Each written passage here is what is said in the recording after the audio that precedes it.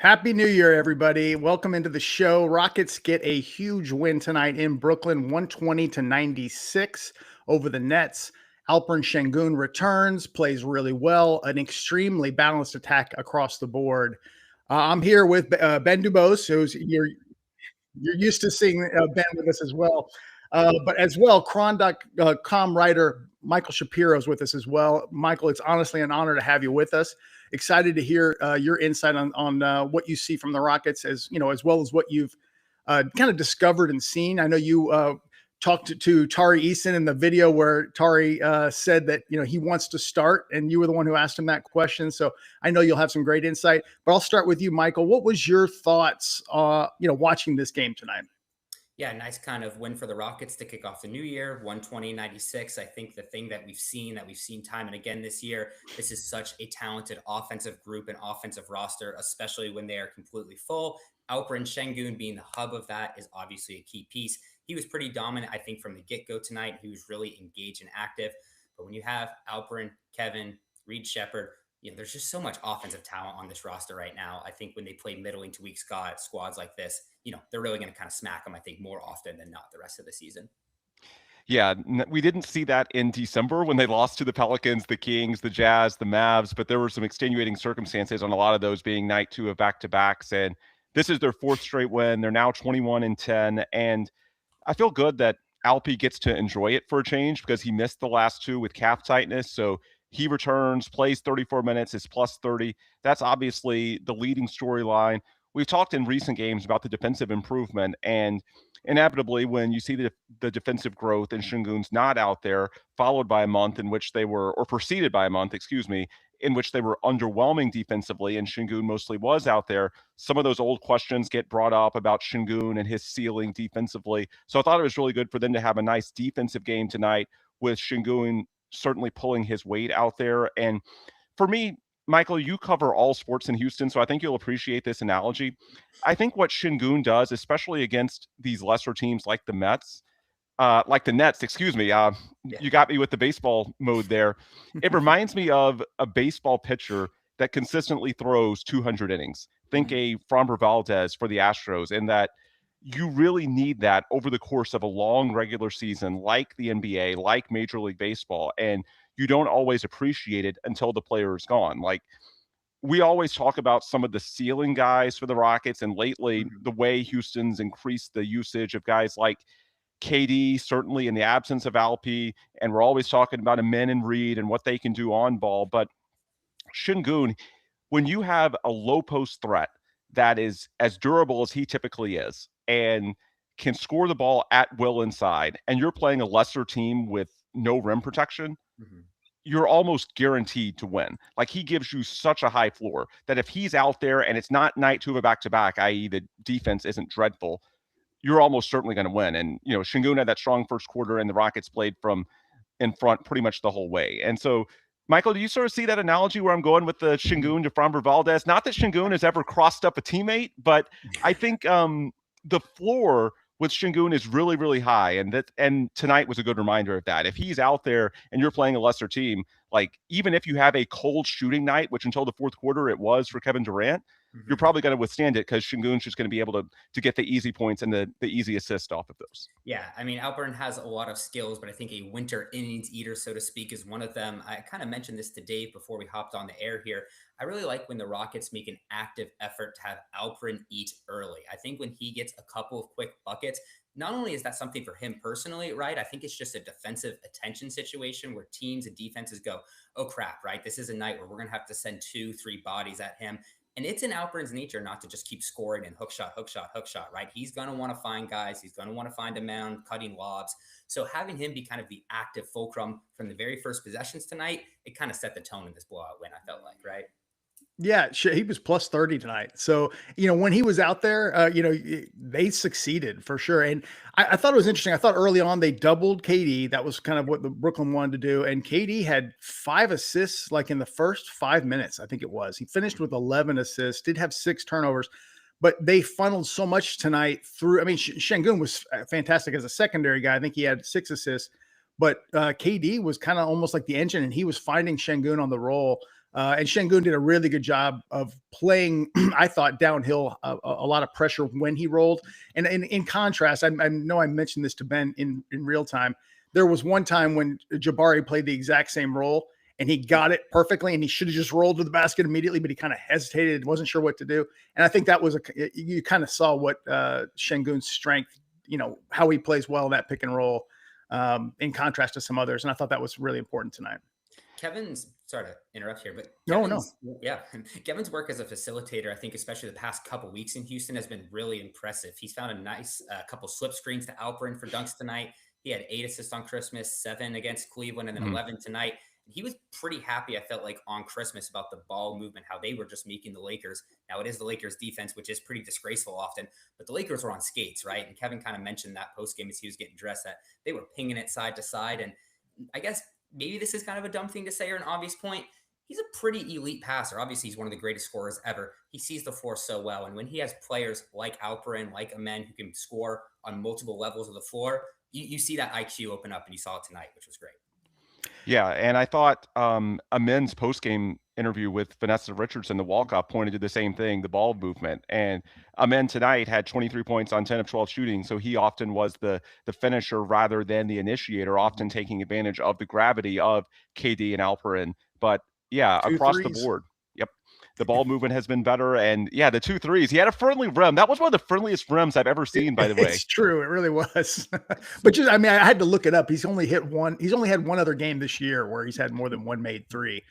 And I don't mean to interrupt, but go ahead, Ben, finish your thought. No, I was going to say a full circle moment. So I can remember 11 months ago, one of the worst Rockets losses of last season was in that same gym against the Nets right before the trade deadline in early February. It was the one where the Nets hit 2 threes in the final 15 seconds when they were down 4. Dave, I'm sure you remember this. The last was by D'Angelo Russell. And I was in the building. I had made the trip to New York. I was there as a fan, but I can remember getting on the subway to go back to the hotel after. And I must have told my wife like 10 plus times and tweeted 100 times, Kevin Durant is begging to be on the Rockets. And yet Houston doesn't have the sense of urgency. Now, I think Rafael Stone got the last laugh because pretty clearly Houston was interested in Kevin Durant. It just took waiting until the price came down, which meant waiting until June rather than doing a deal at the trade deadline. I was so frustrated at the time because, the Rockets clearly needed a closer. That was the quintessential game against a lesser team when they led most of the way, couldn't close it. And Kevin Durant, clearly the situation in Phoenix wasn't working. There were trade rumors at the time. And it was pretty clear that Houston was on his list. Just at the time, it didn't make sense for the Rockets to do the deal, and they didn't. Well, almost a year later, now Kevin Durant is a Houston Rocket, and they finished the game in Brooklyn. Well, I guess they didn't need to finish it because they were up by so much thanks to KD and Alperen that it wasn't even close down the stretch of the fourth quarter. But I just thought it was a full circle moment. Right before the trade deadline, the Rockets didn't have KD and blew the game. Tonight they have KD and they win going away. I know it's not the same Nets team, but it's a pretty good win. It speaks to the value of Kevin Durant, and I just think he set such a good tone across the board. Like, people throughout this winning streak have talked about his defense. Michael, you talked about his assist. I think KD's defense has been so much better this year. There have been a couple of stats I've seen about how he's one of the top guys in terms of field goal percentage against when he's the primary defender in the entire league. I did not realize that a 37-year-old KD would have this much in the tank defensively. And I see a couple of comments in the chat about Alperen's defense maybe not being as good as the plus minus would indicate. I mean, that's fair. What I said earlier was referring to the final score, 120-96. You hold any NBA team below 100 points, you did something right defensively, and Şengün was a part of that. Now, in terms of his individual matchups, coming off the calf strain, yeah, there's going to be some times that he gets blown by. I just meant, the uptick across the board in defense. I don't think that's simply because Şengün was out, because they performed collectively better tonight, even with Şengün out there for 2/3 of the game. But KD, I mean, I guess I just did not realize going into this year, and I'm curious if you two, had similar expectations. I just did not think at 37 years old that he would have the juice defensively that he still does. Maybe it's the competitive environment. Maybe it's, the head coach in Ime Udoka. I don't know, but he's just been a much better defensive player than I anticipated. I think the environment's a big part of it. And I got to say, Ben, that sounds like a story idea for me to pursue over at Cron.com in the next coming weeks, I think. Kevin's defense has been impressive and surprising. That's a good note for sure. Yeah, and I don't know what I expected. I thought he would fit just because he did it with Golden State. They were part of a great defensive unit when he did it there, but obviously being 37, there's that question. But yeah, I thought he did a good job. We're definitely going to talk a little bit about, the Tari story you had, as well as the story about the Fertittas, which was fascinating. We're going to talk about both of those, but I want to talk about Amen real quick before we move on from that. Ben kind of covered it, but Amen was shooting, I think, true shooting percentage 53.2% heading into December this past December, and was looking, I thought, pretty weak. We were wondering what was going on with Amen. He just posted 62+% true shooting in the month of December, and then tonight 10 of 12 from the field, 23 points, hit a couple of threes, which is only going to jack up that true shooting percentage. He seems to be going back to that 60+% we saw last year. That's a great sign to me, because I was a little bit worried, to be honest, about what's going on with Amen early on. What have you guys seen? I know they talked in the postgame about him working extra time with Ben Sullivan, but I don't know what you guys have seen from Amen lately. Michael, you can take it first. Yeah, sure. With the Ben Sullivan point, we see him every single game, every practice, post practice. That's Ben Sullivan work. I mean, they are kind of tied at the hip. When I was when Amen was first coming through on this staff, I would talk to Ben Sullivan every now and then about Amen as a 3-point shooter, and he kind of steered me into a point that it's not about the threes, buddy, right? It's about that mid-range game, that foul line, that kind of extended area. You're seeing Amen more comfortable there, and I think just the most important point, right, is that he's willing and actively working on it, right? He is not a perfect shooter. The form is still a little shaky on the three-pointer, but he's not afraid of any shot. And I do think that mid-range, Jay, it is pretty soft, especially when it's the foul line in a little bit. That's not even totally the restricted area. He's getting pretty money in that area. And obviously, I think that true shooting percentage is going to keep shooting up, especially with him in the dunker spot so often, right? Like, I've never seen a guard, I guess we call him a guard, kind of a guard, right, get so many free lobs. It's really unbelievable on this team, right? So I think his numbers, his shooting percentage will continue to increase. In terms of how that's going to look in the playoffs, he's going to be tested, right? I mean, I think the biggest thing with Amen is the turnovers and the ball handling. The handle is not totally perfectly there yet. It still gets a little kind of slapped around, poked away in traffic. So I think he's going to be a real X factor in this playoffs. I mean, I think he's obviously a fantastic, fantastic player. How much of a ball handling load will he have? How much of that can he shoulder? That's kind of like a big thing, I think, to watch in the next coming months. Like, the Rockets are going to be a playoff team. They're a very good team. How much is Amen comfortable leading the offense, driving the charge? And how much does he actually have to do that for Houston? Those are kind of things I'm going to be watching a lot in the next couple months. And apologies for the pause. I was looking for a social media post before I commented, and now I've got it in front of me. On Christmas Day, Brian Windhorst dropped a very interesting nugget over on Threads in a Q&A. I noticed it just today because, again, he dropped this during the day on Christmas, and I didn't see it at the time. But someone asked him, which Rockets player would cost more in the trade market, Amen or Şengün? And Wendy's response, and by the way, I respect Wendy as much as anybody in the business. He's as good as it gets. Wendy's response, Amen, but it's irrelevant because he's basically untouchable. Şengün probably is too, but the list of who the Rockets would entertain a deal discussion with him is maybe a few names longer. Now, before anyone leaps to any conclusions, that's not a shot at Alperen Şengün at all. Right. Wendy is literally saying he's probably untouchable. It's more a compliment to Amen that even if a guy like Giannis, a multi-time MVP, hits the market, and even if the Rockets aren't playing that well, there's still no way the Rockets would consider it. And I guess my question for the two of you, does that surprise you in any way? For me personally, it does not. However high you are, when I say you, I mean the listener, on Amen Thompson, I suspect the Rockets are even higher. You cannot possibly express how high they are on Amen inside that building. They love the guy, and it's important to stress this is just year 3, the first half of year 3. So yes, there's some clear weaknesses, but when you look at the totality of the play on both offense and defense and the areas he can still get better over the next couple of years, to the point where he's in year 5, like Alperen is right now, it's not a given that Amen's going to get there. And it's certainly not saying that Amen is a better player than Alperen right now. But I think in terms of projecting the future, there's not many players, if anyone, in the NBA that the Rockets would trade Amen Thompson for. And that's not a shot at Alperen Şengün. It's more just how highly the Rockets view Amen Thompson as a player, period. So I just thought it was fascinating for Wendy to lay it out there that specifically. Any surprise from the two of you that that's apparently how the Rockets feel? Go ahead, Michael. If I definitely have thoughts on this. Sure. I'll go first and then leave it Sure. for you, Dave. That doesn't necessarily surprise me per se. I mean, I think we can go all the way back to the lottery, all the way back in 2023, right? Where the Rockets, they were bummed to not get Victor Wembanyama, obviously. But I think from Rafael Stone in the front office, it was like pick 2 versus pick 4. Like we don't care. Like it was Amen at that number 2 prospect spot. I feel pretty confident saying that, reporting that, however you want to put that. And so they are incredibly high on him. He has yet to hit his rookie max extension. I don't think, obviously, that the Rockets will trade Alperen Şengün or will trade Amen Thompson. But the fact that they are considered that should be said, right? That needs to be said. But the fact that they're considered very comparable, or Amen even a touch ahead, makes sense to me. Also because Amen is just such a malleable piece. He's in his early in his third year. Again, I think Alperen is a fantastic player. You can win a championship with Alperen probably as like your second best player. I do believe that.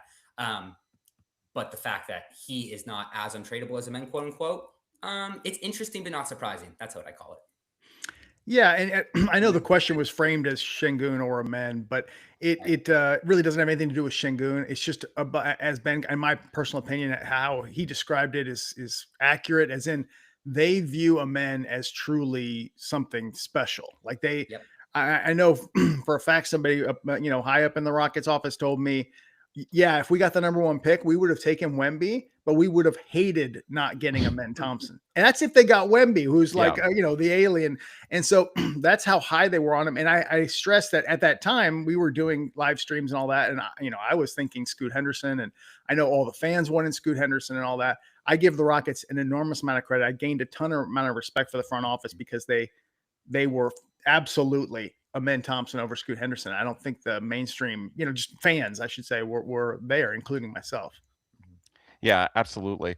I want to transition our discussion to the other half of the Terror Twins. Dave, you teased to this earlier, but Michael, you were on the scene in LA when Tari gave that interview last week saying, I want to start. And ever since he was that forward, there's been a little bit of fear from the fan base. And yet, when you look at the numbers, now, first off, the Rockets are 4-0, so you can't complain when the team's winning. But beyond that, Tari Eason's stats individually, 12.5 points, 6.5 rebounds per game, better than 57% overall shooting, 46% from 3, 65% true shooting in these 4 games. And the reason I'm emphasizing these 4 games is this is when his role is flipped. So he's getting what he asked for, which is the spot in the starting lineup. He's playing alongside the other high usage guys like KD, like Şengün tonight, like Amen. And yet it seems he's perfectly comfortable taking a secondary role. And that speaks to the shot attempts. He's averaging less than 9 field goal attempts per game. So when you hear that interview, and we also know it's a contract year for Tari, he's going to be a restricted free agent this summer. There's no ifs, ands, or buts about it. That's just the way it works if you don't extend your rookie scale guy by the start of their 4th season. So it's a contract year. He's finally getting the chance to start. I think that was his word, Michael, finally. And so the fear whenever you see an interview like that is this guy's going to be all about the counting stats, and he's going to go chuck and he's going to put up numbers, but it's going to be to the detriment of the team. And yet it's almost the complete opposite of that. Like he's working completely within the team construct, as evidenced by the extremely efficient numbers. If anything, you could argue that maybe he should be more aggressive in shooting it more. So I guess, Michael, I'm curious your thoughts, since you were asking him some of the questions, you were there. It's just such a fascinating juxtaposition to me that he wants to start. He clearly has, big plans for himself. He said at media day, I can recall him saying he wants more plays run for him. And there were a few raised eyebrows about that. And yet he gets this opportunity, and there's really no change at all to his style of play. He's more than happy to play exactly how Ime Udoka and the staff want to use him and sort of be the glue guy instead of making it about him. What do you make as far as the juxtaposition of his statements, but also his style of play? Yeah, I mean, Tari, knowing him for a couple years now, he's a very eager individual, but I also want to say he's a very earnest individual, right? I think when he says, yes, I want to start, part of that's for him, but part of it, I think, is also that he thinks it's for the betterment of the unit, right? I think a lot of that is that last point that you touched on, that Ime and the staff have gotten that collective constant buy-in, right? Where we will put you in a role to succeed. And that means both for the team, but also for you as a human, an individual, a contract, whatever that may be, right? I think also the third kind of thing to think about is he doesn't need to force it because he's kind of living in basketball offensive heaven for his role, right? I mean, so many guys are converging onto Alperen, to Kevin. There's people on Amen. He doesn't need to force things to really get his numbers, right? To score 12, 15 points a game, 10 points a game. He just needs to kind of hang in the corner, be a slasher, make a few plays here or there. And it was something I think it was on social media this year where he kind of got in kind of a Twitter, not a spat, but a conversation with someone. He's going, if I had played instead of 18 minutes a night, 34 minutes a night, here's what my numbers are, right? And on one hand, you can think, well, that's a pretty simple extrapolation. I don't agree with that.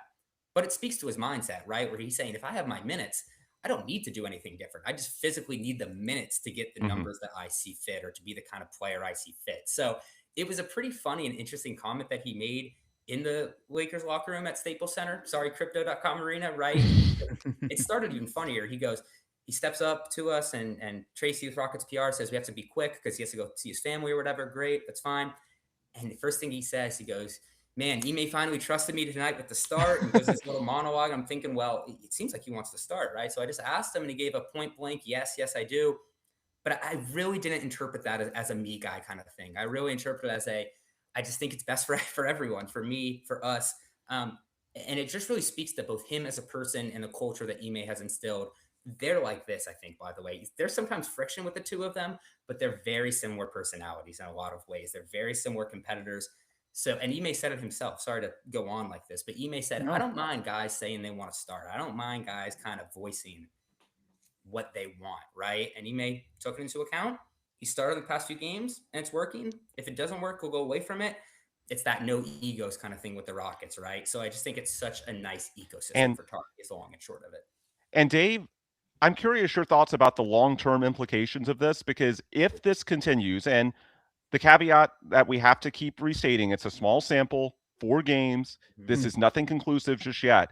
But if he sticks in the starting lineup, I can't help but think that it increases his value quite a bit long-term, because to this point, you can look at all the per 36 stats you want, but he's been used in a very specific way in which he comes in as the 6th man, largely against backups. And the question is, how is it going to extrapolate to a starting role? If you ask him to do more against the best of the best, against starters, if he's asked to function more in a half-court setting alongside guys like Kevin Durant and Alperen Şengün, there have been all these questions. If this continues, if he takes this vacant starting lineup spot and makes it his, because even if Fred VanVleet somehow comes back, I don't think he's going to be anywhere near a point where you can ask him to play 30-plus minutes. If Tari is able to function in this role, as opposed to the 6-man role that he's largely occupied the first 3 years of his NBA career, I mean, this makes him all the more important long-term, right? The fact that he's not just a one-trick pony, that his production can scale up and it can hold when used in different areas, including the most important areas. I totally think so. And they've had tremendous success when he starts. I mean, what's the record going back to last year? I think it's like 15 or 16-1 or something like that. And, he's been amazing. I'm amazed by the jump in 3-point shooting. Tonight, he was 2 for 2. He hit 6 of 7 from the field. He had a pull up like from 18 feet tonight. I was like, just a little stop on a dribble, step back, and nailed it. I was like, what is going on with Tari? I mean, I'm amazed at how well he's playing. I'm not shocked because he is an impact player. He's got these oven mitts for hands. He can get out there and just, cause havoc, certainly. I just wonder, and I think you're right. It doesn't matter this year because I think Fred comes back. It's not going to be like plug and play start. And I don't think Reed has to start this year, but just long term, because we are looking at a contract. There obviously was some sort of disagreement on the contract. We don't know those details. But, and then you balance that with the injury that he kind of, had this year, which I think is probably a sticking point, just given that his reliability hasn't been there from the injury standpoint. That's the only question I have. But I think for this year, this is like, you should embarrassment of riches. I mean, when they're doubling those guys, you could throw it to Reed. You can't even leave Reed open for a second. We saw that tonight. Tari, Jabari, Amen, Şengün, all of these guys, when they have those 5-on-4s, they're very effective. So Tari's been excellent. I think he has played his way to this year into basically bet on himself, and it's going to pay off, I think. All right. Before we wrap up, Michael, I want to tee you up to talk about a couple of your recent stories at Cron.com, because I think there's some fascinating longer term implications for this franchise. And I mentioned earlier the return of KD to Brooklyn and also the return of the Rockets to Brooklyn for the first time since that debacle last February. And having KD the way they didn't last year, of all people, it was Jalen Green who missed the potential winner at the buzzer in that game after the D'Angelo Russell three basically stole that game from the Rockets. And now you have KD, you win with ease, KD going up against his old team. And I think it's so fascinating that the Rockets were willing to wait until the offseason, because if you're reading the tea leaves, if you're reading the reports that were out there, the Rockets were the second or third seed in the West at the time. And Kevin Durant is Kevin Durant. And he had made it clear that he was open to coming to Houston. And yet the Rockets didn't do the deal at that time. They waited until the price came down to something that made more sense for them, given his age and what they would have to give up in terms of their existing young core. And to me, that signals the role of Patrick Fertitta. If it was just Tillman, I think back to, the Russell Westbrook trade. Dave, I'm sure you remember my front office got a little weak in the knees at the end. Remember that? Yes. Explaining, the final 5 yards of the CP Russ trade. Yes. And I think for Tillman, a relatively new owner at the time, Russ was definitely the splashier guy relative to Chris Paul at the time, just like Kevin Durant a year ago would have been the splash guy. And I'm certainly not comparing KD to Russ as a player, just looking at it from the standpoint of an owner that says, hey, I can bring in a former MVP. This is going to, move merchandise, sell more tickets.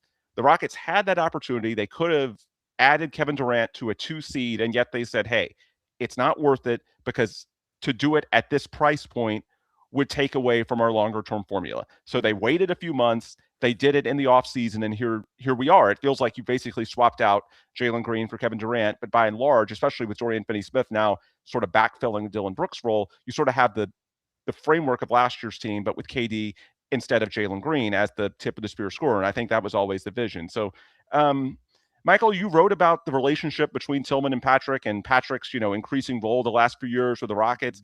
Technically, he's alternate governor, and really that makes him governor most of the time, since Tillman's ambassador to Italy right now and not even in Houston majority of the time. What have you seen from Patrick Fertitta as you've gotten to know him, as you wrote this story, getting to sort of witness his interactions around the organization? Is that a good illustration of sort of, I guess, his style and his focus and what he tries to, the leadership he tries to exert and the areas that he tries to steer this organization in? Yeah, I think with Patrick, it's a lot of selective aggression is the best way I would put it. And I think that's just very much in step with Rafael Stone, right? That there's not a recklessness to the way the Rockets do things. They have a lot of process. I spoke to Tillman and Patrick in the tunnel at Toyota Center on Saturday night, I want to say, right? Last weekend. Capillars. And Tillman was in town for a few days. He's flying back to Italy. I don't know if he's already back there yet. Safe flight, Tillman, if you haven't flown back yet. But I kind of chatted with them about Patrick's increased role in recent years. What does Tillman think of the way the organization is trending? And it seems like basically Patrick's point to me was, this is far from my first rodeo, right? I am in a new role, so to speak, with Tillman gone, but he's been learning from the feet of, I would say, the front office at large for the past, 5, 6, 7 years. It's been a while. And so he is in a position now where he very much defers to Rafael, very much defers to the front office, but he is an active voice in the whole process. And I would say he's a voice that is a calming one. He is definitely not the same kind of personality as his dad. Totally. I kind of tried to pull them both for an interview.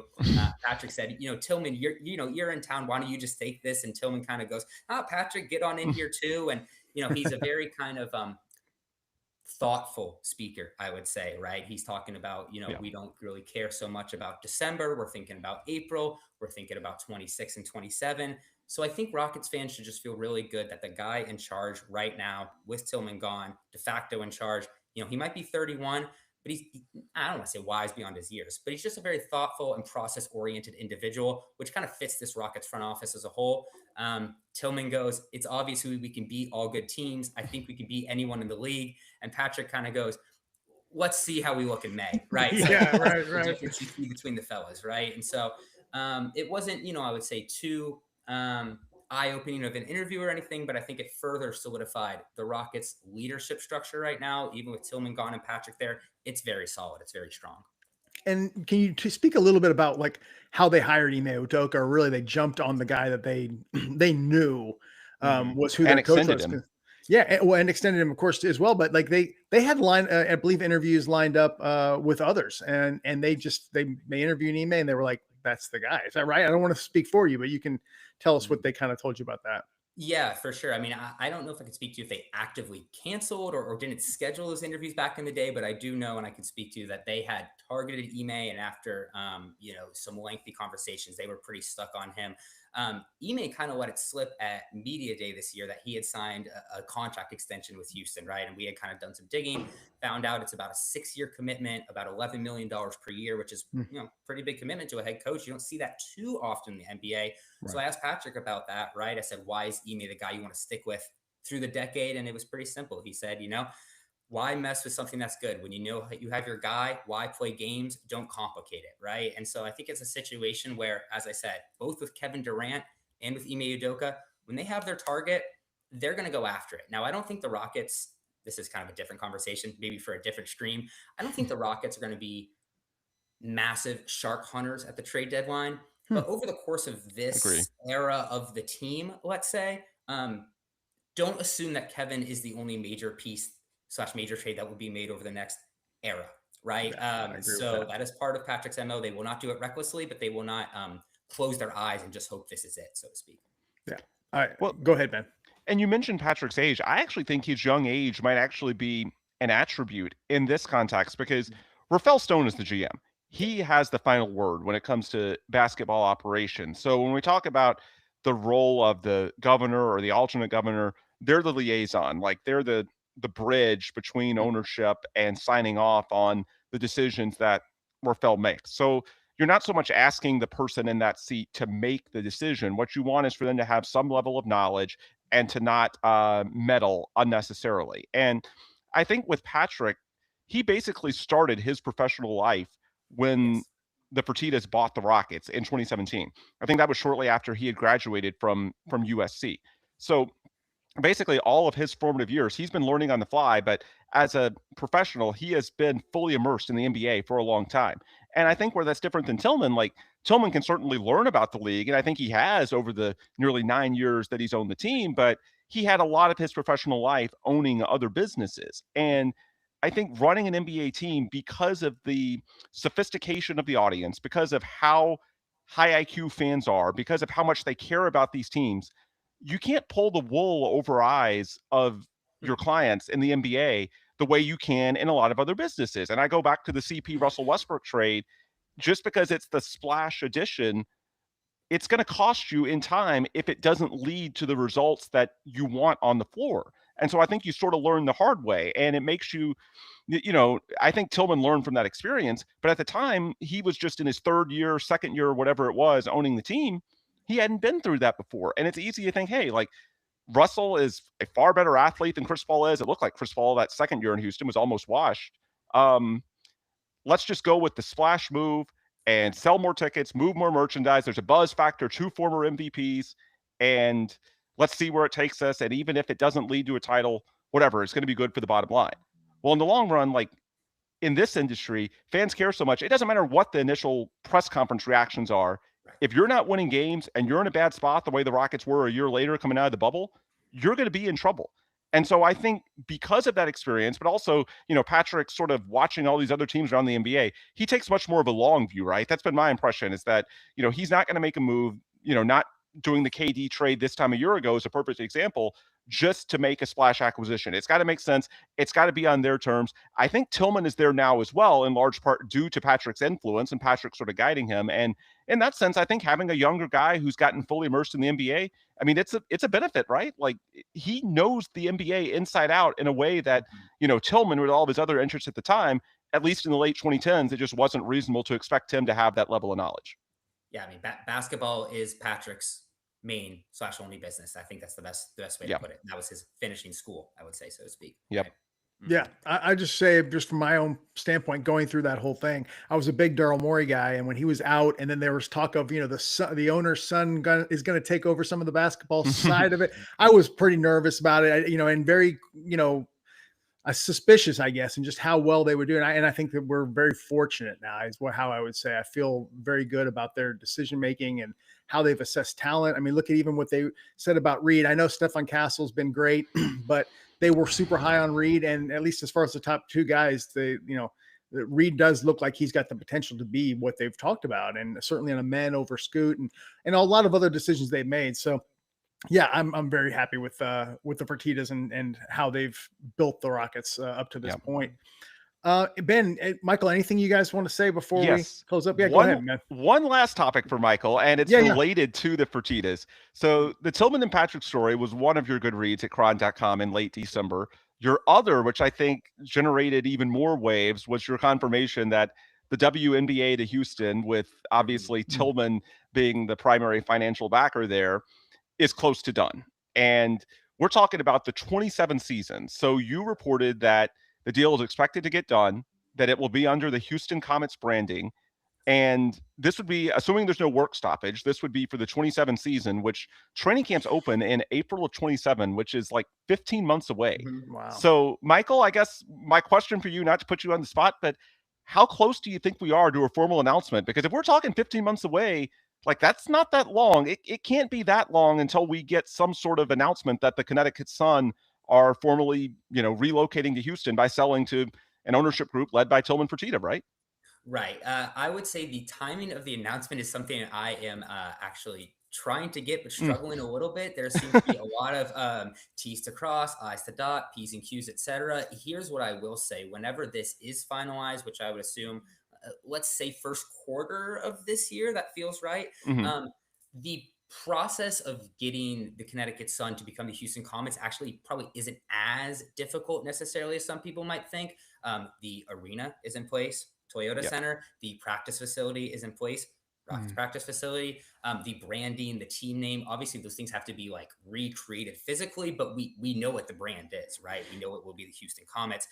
So I think it will be a very big whirlwind, 12-ish months or so, let's say, probably think Gretchen Shear will spearhead a lot of that, whomever else Tillman and the Rockets want to bring in to do that, whoever is hired. But I think it will be a process where it should move relatively smoothly because arena, practice facility, we're set. As I said, as long as there's no work stoppage, expect the Connecticut Sun to play their final season in Connecticut in 26, then simply move to 27. How will all those franchise records be handled, like Oklahoma City, Sonics, Thunder style? I don't know. I'll figure that out for y'all, but let's talk about that in 2027. That's like a minute detail. But yeah, it's happening. It's happening. It's happening, y'all. I was going to say 99%, but it's happening. We're going to get the Comets back, which is very fun for the market. I'm sure people are very excited. Ron Paul meme, it's happening. Yeah. Yes. Let's break some news here. That's very cool. I mean, the Comets were the first dynasty, so to speak, in the WNBA, and certainly the most important franchise early on. And so it's kind of cool to see it come back. I wish this had happened to the Houston Oilers being a kid in that era, but that they get to keep their name. But I'm excited for it, and hopefully it'll be great. What I haven't decided, assuming there's no work stoppage and the WNBA has a season this year, which might be a big assumption, but let's be optimistic. Are we going to cheer for the Connecticut Sun? Like, are we going to have Connecticut Sun watch parties in Houston, knowing that by default they are actually the Houston Comets? I haven't decided how I feel about that, but technically they are the Houston Comets, right? Can I be a little rude and mean here? I will, actually. I kind of think Houston Hoops fans, especially those who want to be invested in the Comets, how do I put this? You might want to root against the Sun next year. Oh, right? That's right. That's true. Tanking purposes. And here's the big one I'm going to drop. I'm not the first to say this. Juju Watkins, USC star. She will be draft eligible for 2027. Right. The Sun went 11-33 last year. They have the number 13 pick, though, in the WNBA draft. It's outside the top 10 because they traded it years ago. The Sun should be a bottom 5-ish team again in the W. I like the W. I'm not a huge expert, but I like it a fair amount. So I would say, not to be mean-spirited, but the Juju Watkins, the Houston push, rooting, watch, that'll be something to watch in the summer for sure. So not to hate on the Connecticut Sun, but it is something to consider. And Dave, you're all about a good tank, right? Oh yeah, absolutely. I'm here to root for losses for the benefit of the long term. So yeah, I think that works out great. It's not an expansion team, so you're not going to get like some sort of guaranteed pick. You're right. Yeah. And by the way, someone pointed out in the chat the WNBA with their new TV deal is profitable now, so Tillman should be happy. Yeah, absolutely. Everything you hear about the WNBA's finances is largely outdated. The new TV deal that they just signed a year or so ago, there's a reason why not just Tillman, but the 3 expansion franchises that were just awarded earlier this year to non-Houston locations all went for, I think, $250 million. And Michael, I think you reported it'll be $250 million or even a little bit above what the Fertittas are going to pay for the Sun to relocate them. So the point is, when you have 4+ groups willing to pay that level of price for WNBA team, yeah, the league is profitable. Some of the stuff that you hear, it's before the new TV deal, and right now it's a good business to be in, as reflected by the Fertittas paying that. Yeah, I would say right now the Fertitta should expect a nice, modestly profitable business in the short term. Hopefully that expands long term. And yes, on the number, I was told north of 250 million is what I was told. Wow. Hashtag eat at Landry's, as our friend David Weiner Beamathog would say on Twitter. Absolutely. Guys, I appreciate it. Rockets get a huge win, 120-96. We're here talking with Michael Shapiro. You can please go follow him on Twitter at mshap2. You can see the Twitter handle down below. Of course, that's Ben DuBose as well. Like I said, big Rockets win, and appreciate talking with you, Michael, about all these great stories you're writing over on Cron.com. And yeah, anything you guys want to say before we close up? I'm good. All right, guys. Thanks for having me on. I appreciate it. It's great. You bet, Michael. Thank you. And again, Happy New Year to everybody, and we will see you guys for the next one.